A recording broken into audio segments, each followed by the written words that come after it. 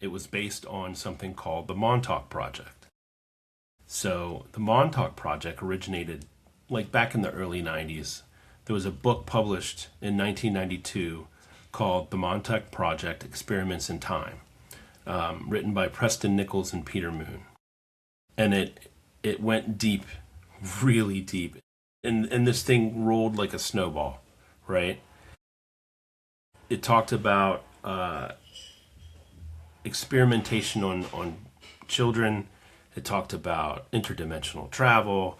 It talked about time travel, and all this was couched as sort of like a conspiracy theory about the Camp Hero out in Montauk, New York. So Yeah, that's so it's a banger. We're going to get into it. We're going to unwrap it here, and we're going to go down one or two rabbit holes as we go along here. And to give everybody, like we do, a quick when, where, why, and who, we'll break that down.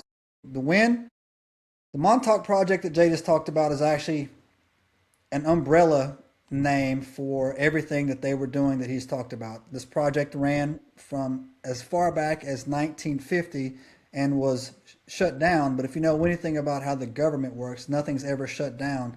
It's renamed for budgeting purposes in 1991, right?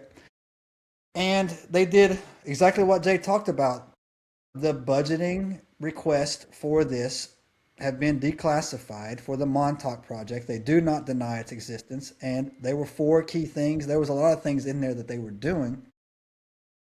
There was four key, or I would call them line items in the budget, and I wrote them down: time travel, mind control, telekinesis, and portals. And I stopped there. I could have went on.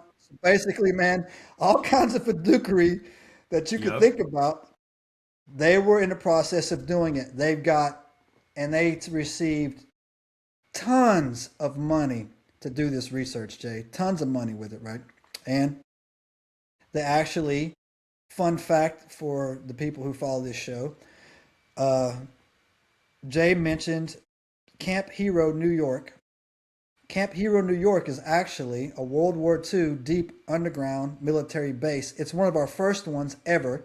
They can't deny it. And they disguised it, wait for it, as a fishing village. So, Yeah. so yeah, Well, it was originally designed. I mean, the stated purpose was to use it for a radar base for the SAGE system, the semi-automatic ground environment system, right, to monitor the Soviets, so that we could see bombers coming across the Atlantic, right? That was what the big radar tower was for. And yeah, those, they had a bunch of artillery in bunkers all over the base, right? And so they disguised it so that if there was I guess a satellite flyover or a spy plane's flyover, they wouldn't see that it was an artillery base. yeah. And they had a little bit extra room left over. So somebody said, hey, let's go abduct children, torture them, and see if they can move things with their mind. And if you just chuckled at that like Jay did, Jay, did I make any of that up? No, I mean that's the story, right? That's the story. That's the story. The story is that not just children, but homeless people, they were grabbing everybody, right? Everybody. To try and see what was possible as far as like mind control, manipulation, telekinesis, teleportation, weather manipulation. I mean, dude, the list is long, right? Like Long. It's long. basically every single. They're They rolled basically up. looking for Jedi's. If we can find any Jedi's out there in the world, is what they were looking for, and they were literally. And it's weird to say, man, but like they were taking children. They were taking children out of orphanages. They were taking children, some say, off the streets. There was a second.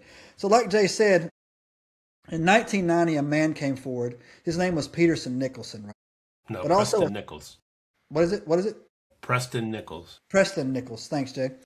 But a second whistleblower came forward soon after that, and his name was Al Bielek, Bielek, right?